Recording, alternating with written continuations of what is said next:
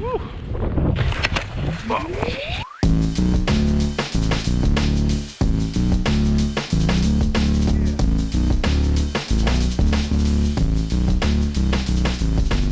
When you're planning a destination ski vacation, chances are you're looking at resorts that have been true players for decades. But Snowbasin is something different. The resort was more or less an insignificant, minimally developed ski area before the 2002 Olympics allowed for a massive expansion that propelled it into the destination tier. Snowbasin still isn't quite as well known as some of the other Utah mountains, but is it worth a visit? In this video, we'll go through Snowbasin's overall mountain experience, and then we'll go through how the resort stacks up in our overall rankings. If you find this information helpful, please consider helping us out by liking this video and hitting the bell so you don't miss any of our content. And if you have any suggestions for future videos, feel free to make them in the comments below. At just under 2,200 skiable acres, Snowbasin is comparable in size to resorts like Alta and Snowbird. The mountain feels wider than it is tall, with most areas generally lappable by one lift, albeit a lengthy one. The resort may not be the largest destination in North America, but it boasts a distinctive footprint with rolling slopes, varied terrain, and striking upper mountain rock faces. The area also doesn't attract the typical destination crowd and feels less commercialized than many competing mountain resorts.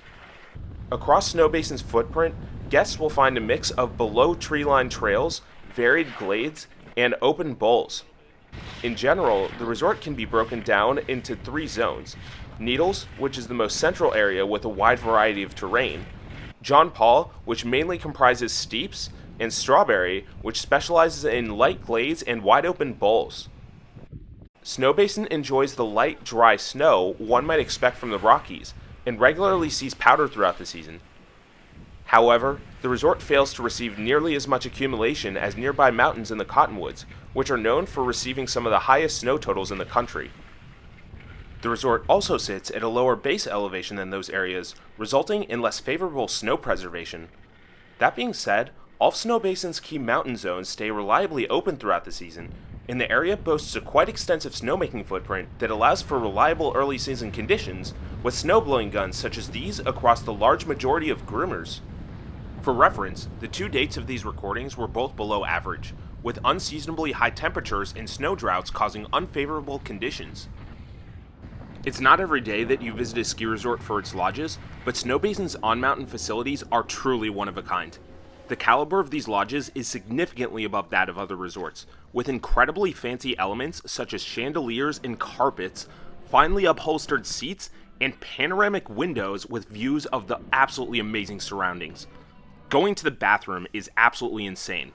Each individual stall is located in its own enclosed room, giving guests the utmost of privacy. But most importantly, the lodges are conveniently located with enough capacity to seat guests at peak times, meaning you won't be wasting valuable time roaming around for a seat.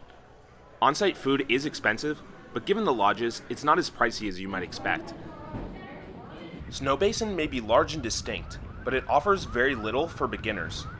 The Little Cat Beginner Zone is a great place to learn, with a dedicated high-speed lift and terrain park, but it's small, and it barely extends up the mountain. Only a handful of other green trails exist. The Lower Mountain Becker and Wildcat lifts each service one green, but they extend into the same long runout. Beginners shouldn't even try to ski upper mountain areas. There are no easy ways down. Even though the resort technically added one small green trail off the top of Middle Bowl, beginners should beware. The run only extends down to the nearby Needles Lodge, and beginners who aren't comfortable with blues will then have to download the gondola to get down the mountain. Snowbasin starts to make a lot more sense once you reach intermediate proficiency. Not all areas are intermediate focused, but the ones that are offer a variety of trails and bowls. Snowbasin's Strawberry Zone offers some of the best intermediate bowl skiing in Utah, although the resort usually only grooms a small path through the terrain, so it can get bumped up as guests ski it out. Intermediate visitors will also want to check out the groomers off the Needles lifts for some excellent cruising terrain and fantastic resort vistas. Freestyle enthusiasts should make their way to the Blue Grouse and Orson's terrain parks, which host a series of boxes, rails, and jumps. For advanced visitors, Snowbasin offers a variety of high-quality terrain. Steep groomers can be found off every lift, a rarity for a Rockies resort. The Grizzly Run off Allen Peak, which was specifically designed to be the 2002 Olympic downhill course, allows for some of the fastest speed runs at any mountain when groomed. But the majority of Snowbasin's blacks are steep and ungroomed, making for demanding, mogul-riddled trails across all mountain areas. John Paul generally hosts the best all-around black runs, while Strawberry is the place to be for challenging bull terrain. For the most part, the blacks in the Needles area are somewhat shorter than those in the other two zones. These are a good place to start for those just reaching advanced proficiency. Snowbasin's expert offerings are there, but they aren't as extensive as some might expect.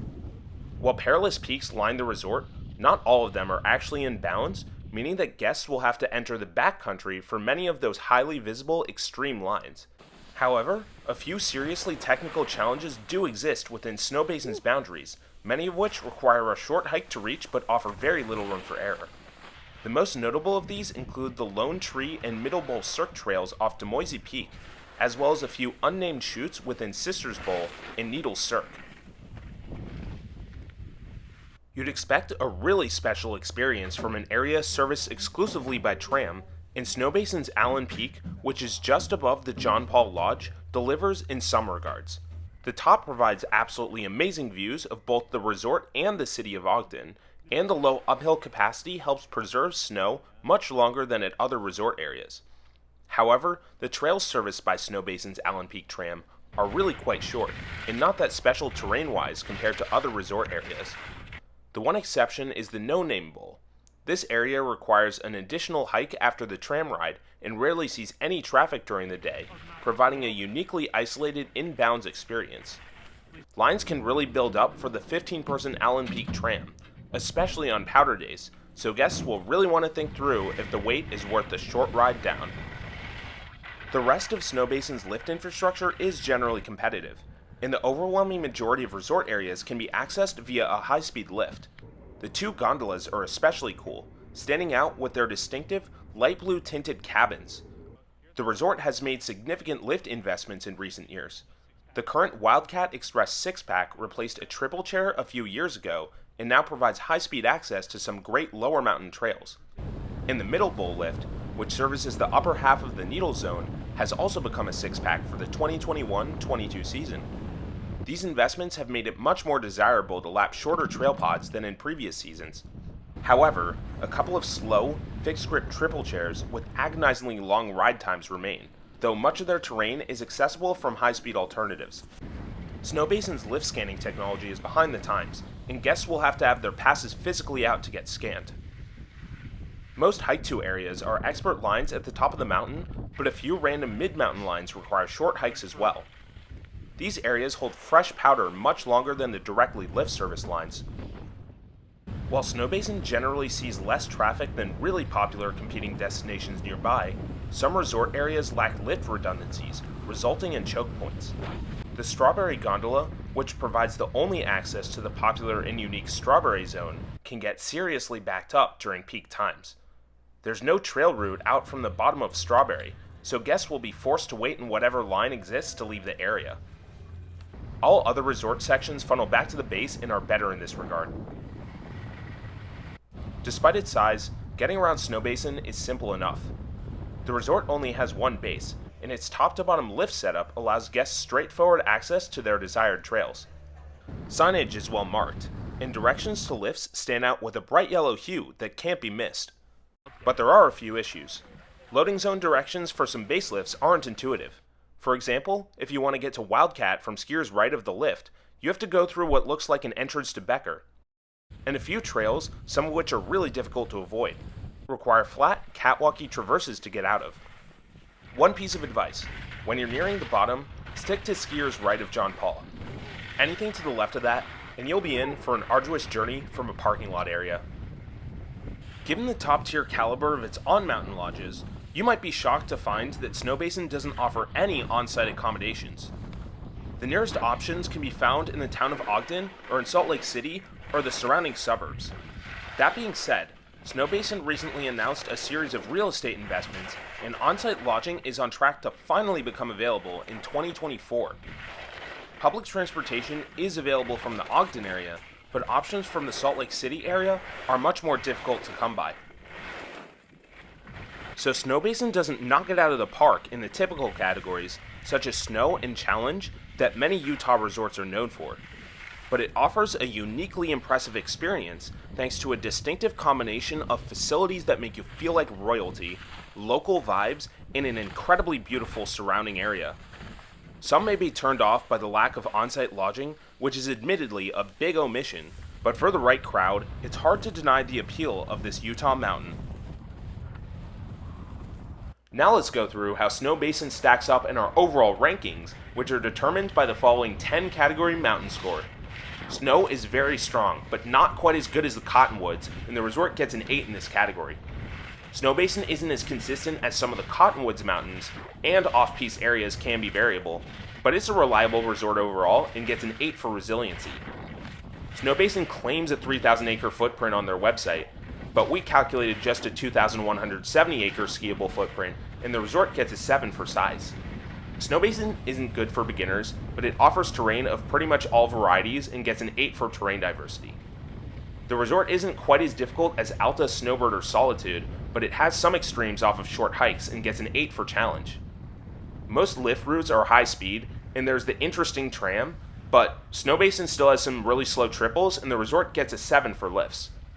The Strawberry Zone is a choke point, and the tram can command brutal waits on powder days, but crowds move very well everywhere else, and the resort gets a 7 for crowd flow.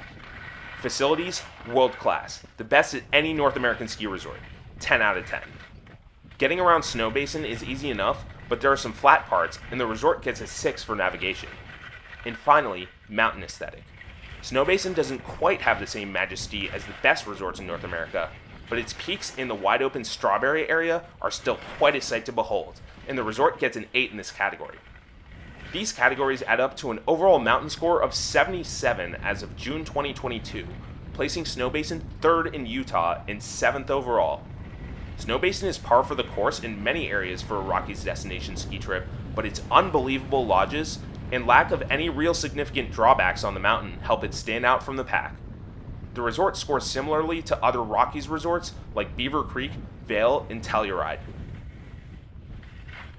For more information on Snowbasin and more than 50 other destination ski resorts, check out peakrankings.com.